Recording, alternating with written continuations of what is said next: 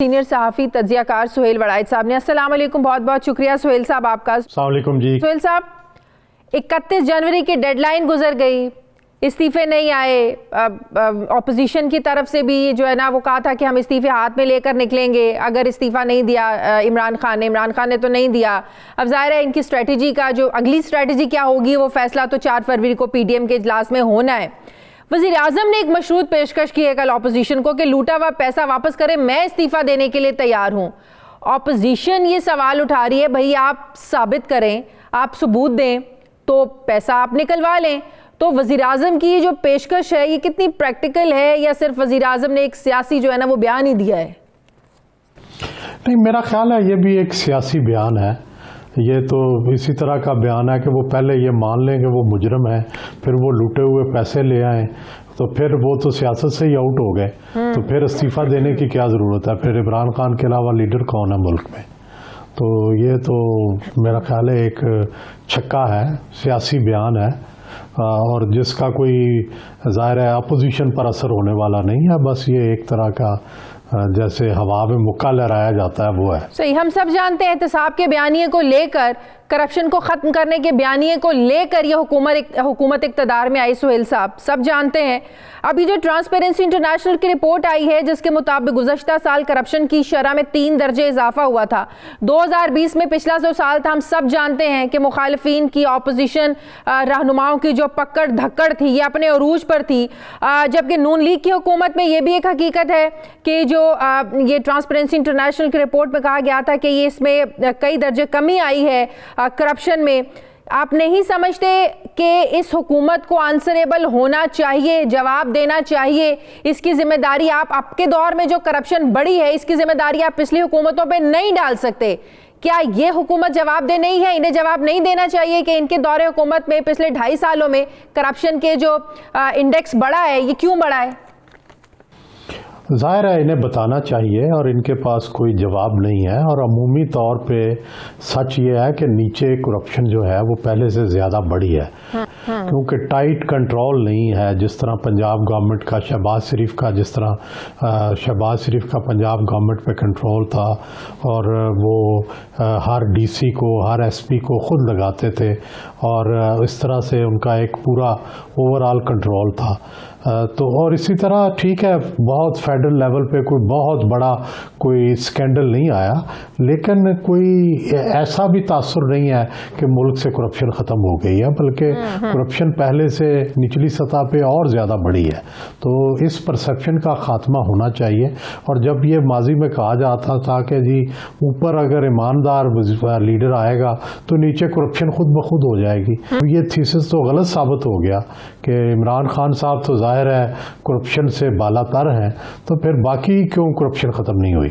सोहेल साहब, prime minister ने जो ओपन कॉल्स लेने का जो सिलसिला शुरू किया है, 2 दिन पहले जो वज़ीर आज़म साहब ने कॉल्स ली, अवामी मसाइल सुने, ये कितनी अच्छी एक्सरसाइज है। वैसे तो शिकायत के लिए पोर्टल सीज़न भी आप लोगों ने जो है ना वो शुरू किया हुआ है। अब लगता है कि वो नाकाम हो गया है। वहाँ लोग शिकायत जो भेजते थे उनका लगता है इन्होंने हल कर दिया है, जो मज़ीद उन्होंने एक नया जो है ना वो तरीका इख्तियार किया। कितनी अच्छी एक्सरसाइज है कि आप इस तरह लाइव कॉल्स लें और लोगों के मसाइल सुने, उनको हल बताएं। जी ये बहुत अच्छी एक्सरसाइज है, लेकिन सबसे अच्छी एक्सरसाइज तो ये होती है जो दुनिया भर में है। क्वेश्चन आवर होता है कौमी असम्बली के अंदर और उसके अंदर प्राइम मिनिस्टर जो हैं बरतानिया में ख़ासकर वो ख़ुद जवाब देते हैं अरकान असम्बली को, और बिलवास्ता तौर पर वो लोगों की आवाज़ होती है। लेकिन हमारे यहाँ तो असम्बली का इजलास नहीं होता, और अगर इजलास होता है तो प्राइम मिनिस्टर नहीं जाते, और अगर प्राइम मिनिस्टर जाते भी हैं तो क्वेश्चन आवर नहीं होता, और क्वेश्चन आवर अगर होता है तो उसमें प्राइम मिनिस्टर नहीं बोलते। तो बुनियादी बात तो ये है कि जो उनका दस्तूर के अंदर लिखा हुआ है, आइन के अंदर लिखा हुआ है जो रोल, वो तो पहले अदा करें। ये तो टेलीफोन और ये दूसरी चीज़ें तो इजाफी हैं, पहले असली जो लाजमी ड्यूटियां हैं वो तो अदा करें। तो आप कह रहे हैं इसका मतलब है अभी इसकी ज़रूरत नहीं है, ये कह रहे हैं आप? नहीं, ज़रूरत तो हर वक्त है, लेकिन जो बुनियादी ये ऐसे ही है कि आप फ़राइज़ छोड़ दें और सुनते पढ़नी शुरू कर दें। बुनियादी बात यह है कि जब फ़र्ज़ पढ़ें, पहले तो फ़र्ज़ ज़रूरी है ना, तो फ़र्ज़ जो है पहले फ़र्ज़ तो अदा करें। सही। अच्छा सोहेल साहब, आप जानते हैं इस हुकूमत ने कब्ज़ा माफिया के ख़िलाफ़ भी एक जो ऑपरेशन शुरू किया हुआ है। कल आपने अपने कॉलम में लिखा कि एहतसाब हो, तजावुज़ात को गिराने का मसला हो, सरकारी ज़मीनों पर कब्ज़े का मामला हो या करप्शन को जड़ से उखाड़ने का मुद्दा हो, घर से इस एक्सरसाइज को शुरू करना चाहिए। जालिमों की अगर आपने ताकत तोड़नी है, पहले अपने घर से सफाई शुरू करें, अपने घर वालों का पहले एहतसाब करें। अब ये आप क्या समझते हैं कि खोखर पैलेस को गिराना या सियालकोट में जो ख्वाजा आसिफ की हाउसिंग स्कीम का दफ्तर जो था उसको गिराया गया, ये गैर जानिबदाराना कार्रवाई नहीं है क्या? ज़ाहिर है, मैंने तो यही लिखा है कि मैंने मिसाल दी है कि मियाँ आज़र साहब लाहौर के लॉर्ड मेयर थे और उन्होंने तजावुज़ात के ख़िलाफ़ मुहिम चलानी थी, तो फ़ौरन ये कहा गया कि देखें ये शरीफ ख़ानदान के जो करीबी लोग हैं उनको तो चीज़ें गिरा नहीं सकेंगे, तो फिर क्या ये मुहिम होगी। लेकिन उन्होंने सबसे पहले यही आगाज़ किया कि जो नवाज शरीफ के मामू का बीडन रोड पे तजावुज़ात थी वो सबसे पहले गिराई। तो उसके बाद पूरे लाहौर में कोई रेजिस्टेंस ही नहीं हुआ, किसी ने कोई लफ्ज़ बोला भी नहीं, सब ने खुद ही गिरा दी चीज़ें और कोई रुकावट नहीं आई।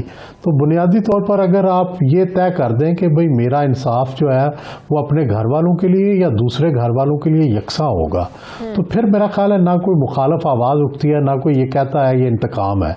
अब तो ऐसे लग रहा है कि ये इंतकाम ले रहे हैं और फिर प्राइम मिनिस्टर बयान भी दे देते हैं कि इनको नहीं छोड़ूंगा।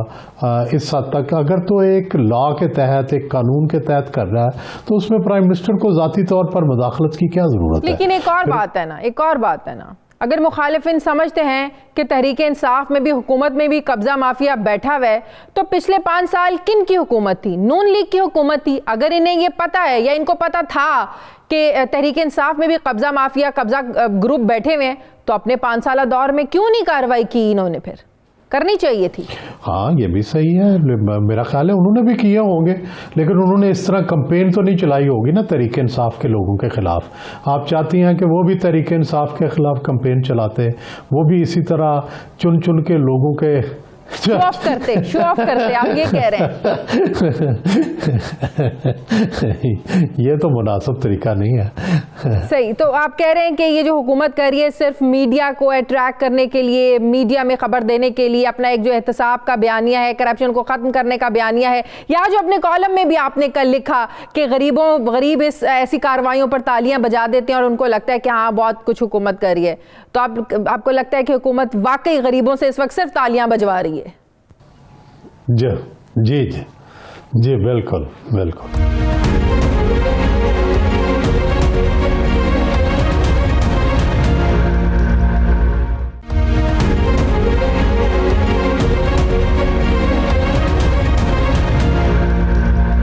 सोहेल साहब, मौलाना फजल रहमान के लहजे में नरमी क्यों आई है? आपको भी पता है कि इनका एक पीडीएम का एक बयानिया था कि भाई हमारी लड़ाई तो इमरान खान के खिलाफ नहीं है, इमरान खान को लाने वालों के खिलाफ है। तो अब एकदम से मौलाना साहब के लहजे में हम नरमी देख रहे हैं। वो कह रहे हैं कि इस्टेब्लिशमेंट से हमारा कोई मसला नहीं है, सिर्फ गिले शिकवे हैं। तो क्या वजह नजर आती है आपको इसके पीछे? मौलाना साहब क्यों थोड़ा सा नर्म हो गए हैं? शाजिया, मेरा ख्याल है कि कार का गियर बदला है। अच्छा। जो इनकी जो तहरीक है उसका मोड तब्दील हुआ है। ज़ाहिर है इमरान खान की अगर आप तहरीक देखें पिछले दौर में जो उन्होंने चलाई थी तो उसमें भी मोड बदलते थे, मरहले बदलते थे। कभी जलसे होते थे, कभी लॉन्ग मार्च होता था, कभी पिकटिंग होती थी, कभी वो कहते थे लॉकडाउन करना है।